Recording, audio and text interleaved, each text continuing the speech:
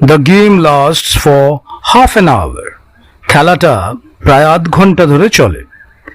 তো এই লাস্টটা এখানে কিন্তু ভার্ব হিসেবে ইউজ হলো। আবার এই পরের উদাহরণটা দেখি, she never sits in the last bench. এখানে সিটসটা ভার্ব, লাস্টটা কিন্তু অ্যাডজেক্টিভ হিসেবে ইউজ হচ্ছে। He bought a nice make of mobile. এখানে মেকটা কিন্তু ব্র্যান্ড নেম হিসেবে ইউজ হলো, ও একটা দারুণ ব্র্যান্ডেড মোবাইল কিনলো সেই হিসেবে। এরপরের উদাহরণটা আমরা দেখব, your words make no sense.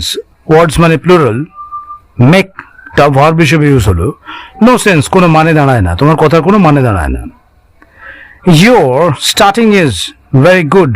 Starting is good enough, তোমার শুরু করাটা যথেষ্ট ভালো হলো। স্টার্টিংটা এখানে noun. He is starting a relationship.